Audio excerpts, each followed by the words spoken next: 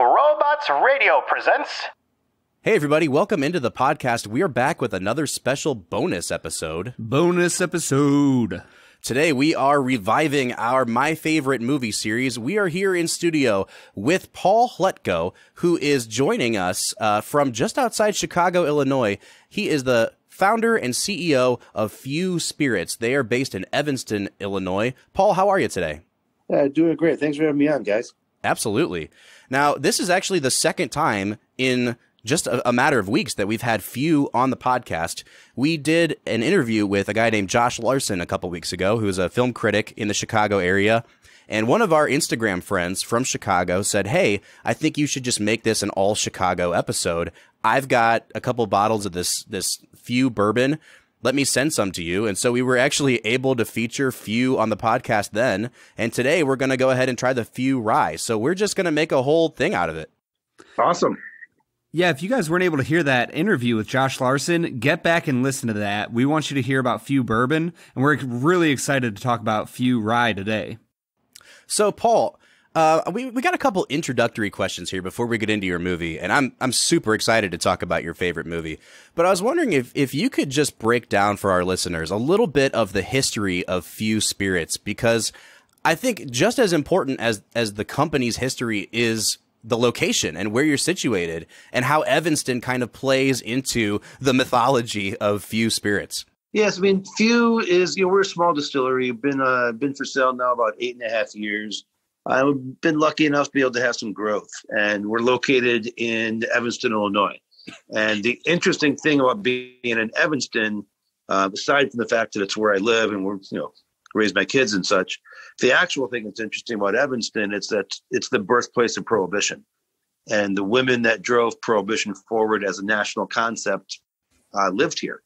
And so Evanston has always been a dry town. And basically, long story short, TLDR, I'm the guy that killed Prohibition in its home. Attaboy, Paul. Well, I mean, I think it's actually a lot more complicated. If anything, I think it's a little bit of a tip of the hat. Yeah, for sure. In order to judge history, you kind of have to put yourself in the shoes of the people that were living it. And the women that were driving Prohibition forward in the late 1800s, quite honestly, didn't really have a choice. And I tend to have the attitude that Prohibition is what happens when people can't have nice things. And in the late 1800s, people couldn't have nice things like alcohol. In the same way that it seems today, people can't have nice things like, guns. Sure. Everything's good until it's until people can't handle it. And, in the late 1800s, people couldn't handle their alcohol. So, Paul, walk me through a little bit of the process of starting up Few. I'm really impressed by your growth. Your website says it. You guys have basically doubled in growth every year since you've started. You're on 5 continents now. But I've read a few interviews about the history of the company and what your inspiration was. And I just think it's such a great story. Well, I mean, I've got a little bit of family history with alcohol. And, prior to World War II, my grandfather's family owned what's now a major brewery in the Czech Republic. And you and I presume most of your listeners know what happened in 1939. But the Nazis invaded, the Czech Republic in 1939. And confiscated the brewery, murdered the entire family in the camps, with only my grandfather surviving. And, when he kind of survived the war, I spent the rest of his life trying to get the brewery back, but never did.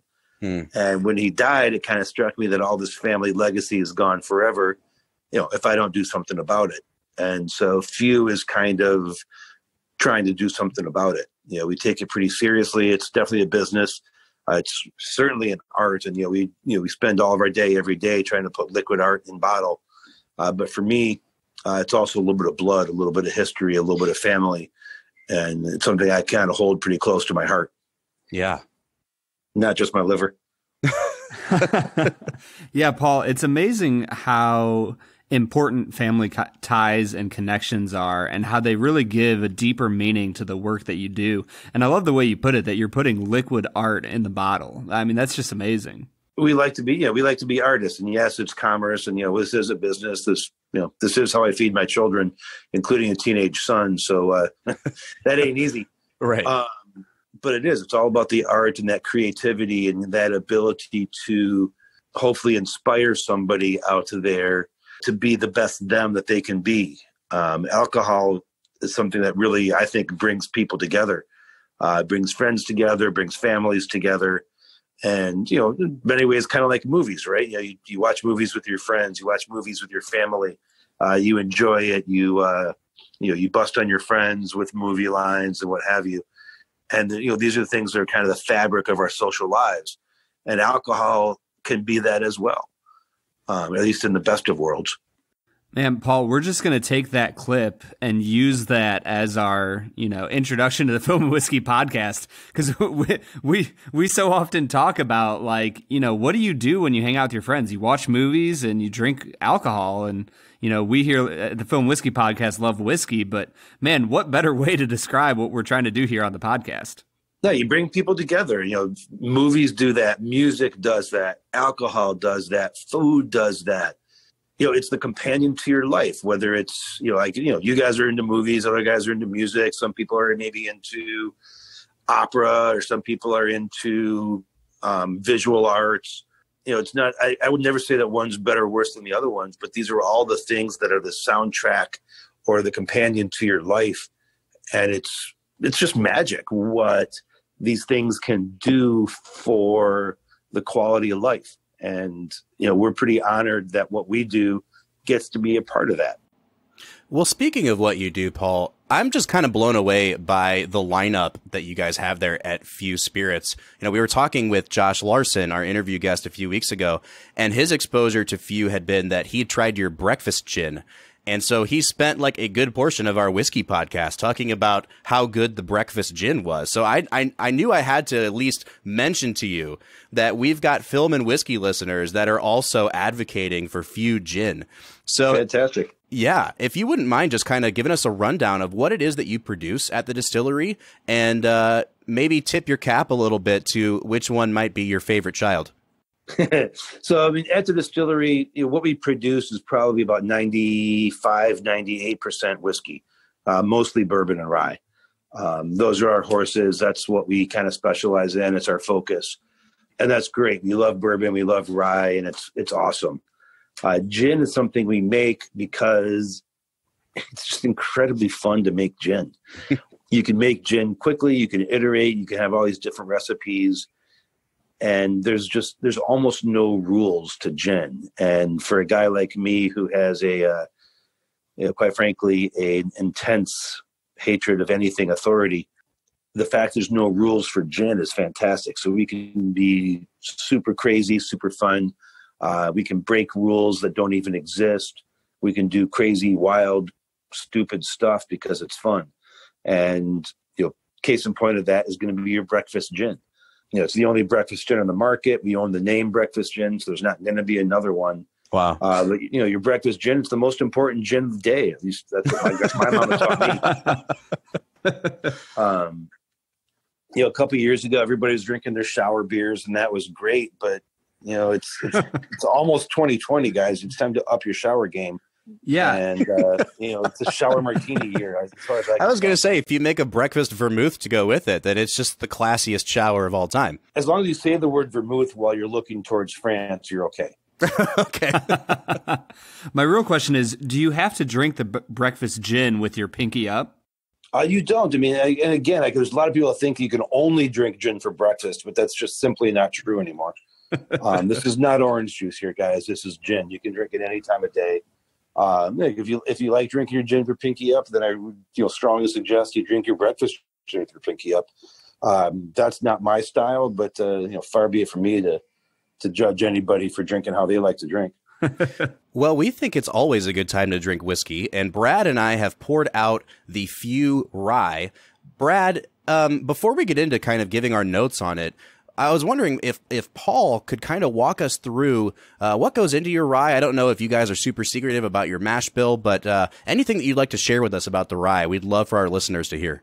Sure. We're not super secretive about much. I just don't have the time. But I like this guy's style, Brad. Yeah, our mash bill, it's 70% rye, 20% corn, 10% malted barley, which is a pretty unique mash bill.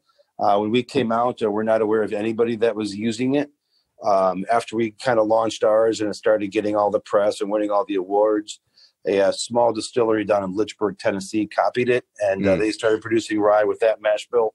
But I don't think anybody's ever heard of that distillery. So no, super small distillery. Right. But yeah, 70-20-10 bourbon, rye corn malt. Sorry. And the other interesting thing about it, as far as the ingredients, is the yeast that we use. And we use a red wine yeast that's popular in the Loire Valley in France. Wow. And so, our kind of quick breakdown on the rye whiskey is generally going to be that you get a lot of spice from the rye grain. You get a little bit of sweet from that corn backing it up. And you get a little bit of subtle stone fruit and kind of jammy notes kind of in the mid to the finish from that yeast. Yeah, Brad, on the nose of this rye, first of all, I have to say I've tried this rye 3 times now before we've even recorded the podcast because I just couldn't wait. And our listeners know that of all of the varieties of whiskey, rye is probably my least favorite whiskey.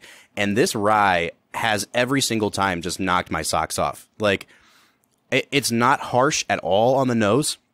It's really pleasant. It's very floral. And the word that kept coming to mind for me is bright. I got quite a few hints of herbs. It's a little earthy. There's some mint going on in there. But just like Paul said, that addition of the corn, you do get some of that classic bourbon-y sweetness and caramel notes that come off of it as well.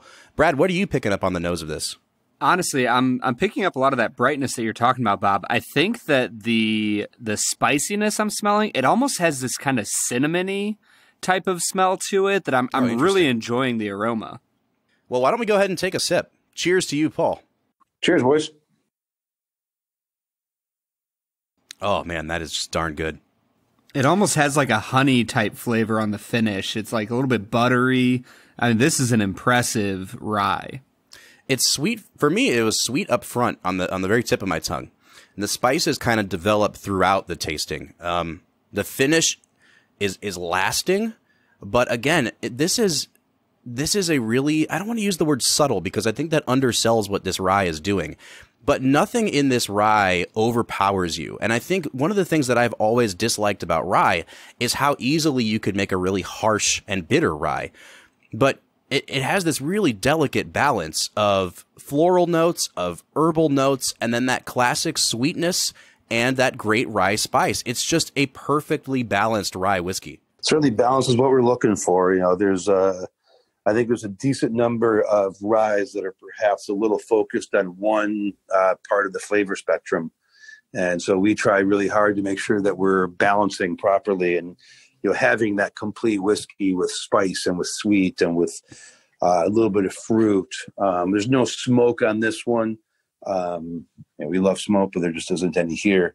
But I think balance is really the key to a great whiskey because you have to have a true depth of flavor. Yeah, Paul, and if you wanted to do a little education for our listeners, how do you pull out those different flavors, those bright fruity notes, but also those spicy notes? How do you pull those out in the distilling process? I think there's a whole bunch of different tools you have to create flavors in the distilling process, ranging from what grains you're using, what strains of grain you're using, the yeast that you use. But it even goes beyond that because once you start in your production, there's a whole bunch of stuff you can do to, bring out or suppress different flavors, ranging from fermentation temperatures to fermentation time, what kind of fermentation you're doing, what kind of fermentation vessel it is, what distillation techniques you use, what kind of barrels you use. There's everything we do affects the flavor. And so there's really more that we do to bring out those flavors than you could even say in a short period of time. At the end, long story short, we do an awful lot, and we really focus on creating that flavor. Well, before we move into the next segment of our podcast, I do want to ask you about your background. Paul, you were a lawyer by trade, and I'm wondering how that background kind of set you up for success in the distilling world. Did you find that you were kind of immediately able to put your talents to use in that realm, or was it kind of like you had to step out of the lawyer mindset to become the distiller? I think it's a little bit of everything. And, certainly you're not going to find a lot of lawyers that are willingly going to pass by a bar, if you know what I'm saying. and certainly I'm no exception to that. But I think, really the key of being a really good lawyer is that ability to create, a version of the future that you want. And, you try to protect your clients by making the future that they want. And being a distiller or being your own boss or being your own, being an entrepreneur is pretty much the same thing. You're just creating the future that you want based on what you do. And so you kind of have to see what you want, and then you work backwards from there to create those conditions for that to happen. No different than being like a podcast host or being a plumber or an electrician. Certainly being a lawyer is helpful, but the amount of work I've had to pay for from plumbers, I'd rather have been a plumber. One of the things, Paul, that I'm really kind of floored by that you've also found time to do somehow is that you served as the president and you're still on the board of the American Craft Spirits Association. So I'm wondering if you could just briefly tell us a little bit about that, and then also kind of how your background in law set you up with that as well, because there's a lot of policy making involved from what I understand about that organization. Yeah, I mean, the ACSA is something I hold really near and dear to my heart. And when we started up as a distillery, it was extremely difficult because there was, almost nobody ahead of us to give us a hand. And what I found is that, while there weren't a whole lot of people out there, the people that were there would, cross the street and climb a tree to give you a hand. So, I owe an awful lot of my success or whatever I'm doing right now to these, these dear friends of mine at this point. But these are people that, like I said, walked across the street and climbed the tree to give me a hand, and they had no obligation to do so. Yeah. And so I've tried to give back a little bit too. And so we're a founding member of the American Craft Spirits Association. And what that is just kind of really working with the distillers all over the country to make all of us better. Whether that is on education or policy, throwing a good party once a year. It's really about all of us getting together and making us each better with, education, friendly rivalry, all of that. And so, as a founding member, because I saw the need for such an organization, I was one of the first board members because I actually got elected as a board member. 2 years later, I was the president of the organization. And now I'm still, technically I'm on the board, even though I don't have a vote anymore because I'm just ex officio, because that's the whole point of having a membership organization is that everybody gets to vote, not just me. And so it's all of us together. And I think it's really something that's one of the greatest things I've done is try to really help put together all of us little guys and make us all better. And you can see it getting better every day.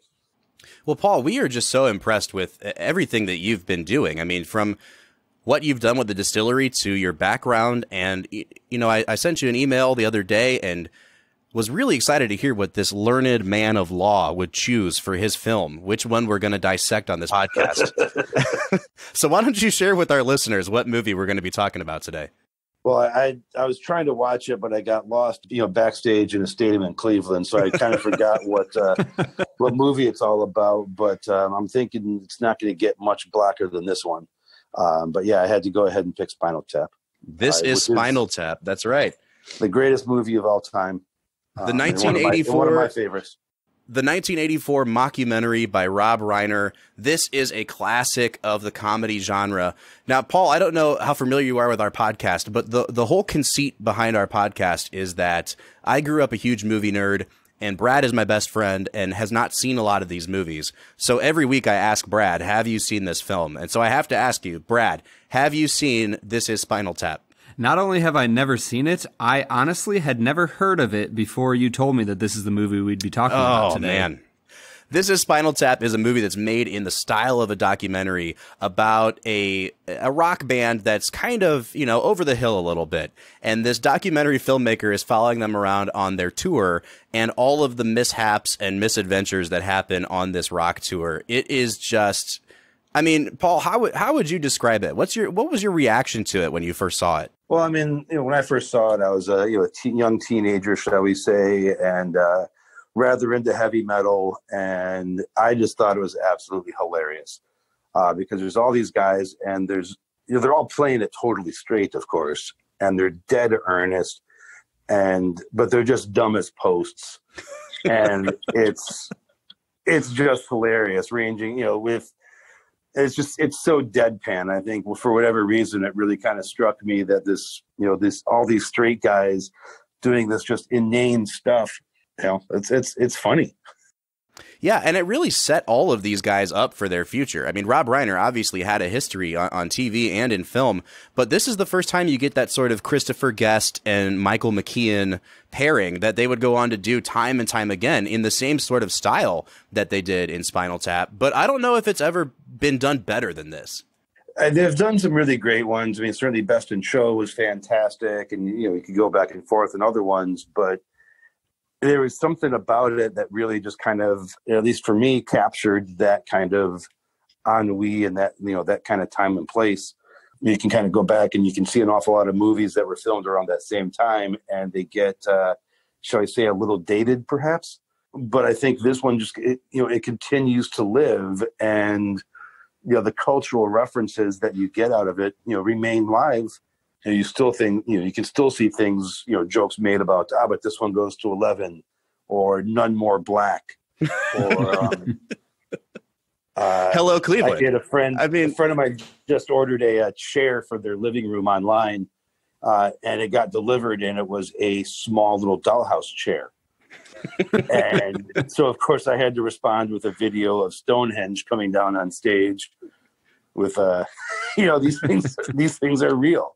This is real life, and it's silly, and it's stupid, and it's funny, and you're going to kick over the 22-inch model of Stonehenge. I think he says it was in danger of being crushed by a dwarf. Yes. So, Paul, one of the things that I really impresses me about this movie, I went back and watched quite a few clips from it in preparation for this. I get to say preparation as if I wasn't just enjoying the heck out of it. One thing that really blows me away is how much contemporary comedy has borrowed from this style of movie making. Like, if you're a fan of The Office or Parks and Rec or Brooklyn Nine-Nine or any of those shows that are made in this sort of mockumentary style, it all comes directly from Spinal Tap. Drunk History. I don't know if you've seen Drunk History, which you should. If not, oh yeah, it's awesome. Documentary now on Netflix. These are all, at least to my limited knowledge, I think Spinal Tap kind of invented in many ways the mockumentary style. I'm sure I'm wrong on that, but I'll stick to it. Hey man, you gave us free whiskey, so we're just going to agree with whatever you say. That's right. To me, it's just classic. Yeah. And, I'll never forget, my dad, I had on, VHS, of course, because I'm that old. And my dad would actually watched it, and he didn't realize that it was a joke. So I got sat down at the kitchen table and lectured about my heroes. These may not be really role models, and they're worried about the direction in life I might be taking. I'm like, it's a joke, Dad. Don't worry, Dad. I'll become a lawyer someday, and then I'll start making alcohol. I actually did get an apology from my parents at one point a couple years ago, that saying that if they'd known what I was going to do with alcohol, they would have encouraged it. Now all you need to do is get an apology about Spinal Tap, and you'll be good. Well, I think we're even. I was in Playboy a couple of years ago. My mom had to buy a copy of Playboy to read the article. It doesn't get better than that, boys. No. So, Paul, if you had to pinpoint like one specific scene that you could just watch on repeat forever, what would be your one key scene from this movie? Probably either This Goes to 11. I also love the scene where he's talking about the little piano piece he wrote. That's a little bit of Mozart, a little bit of Bach. Maybe it's a bit of a mock piece. Lines intertwining with lines, and then he says the name of the song is "Lick My Love Pump."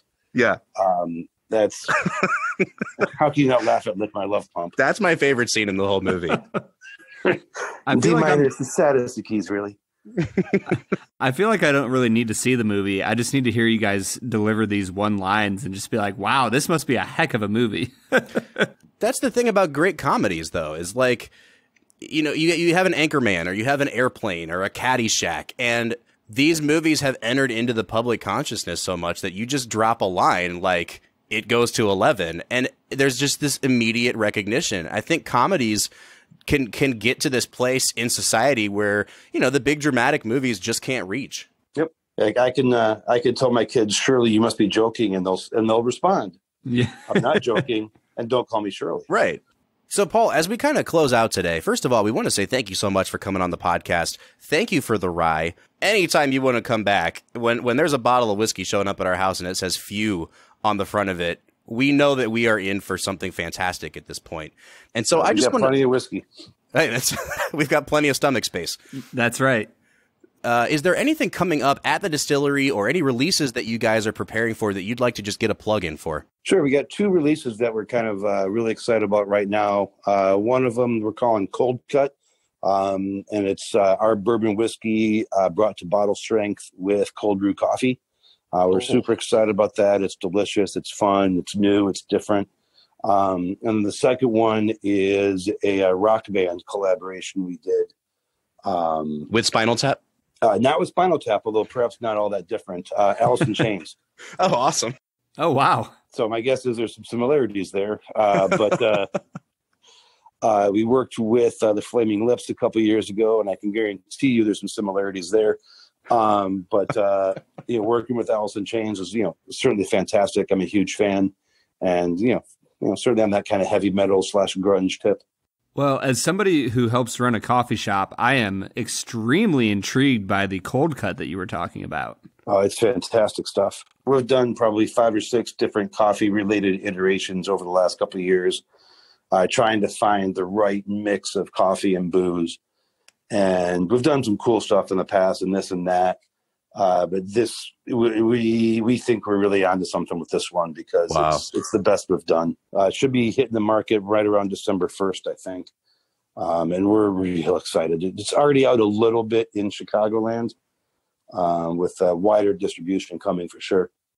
We cannot wait to get our hands on a bottle of that cold cut. Anytime you are in the Chicago area, if you feel like shooting just a little bit up the road to Evanston, please go check out Few Spirits and their distillery. We cannot thank Paul Hletko enough for joining us today.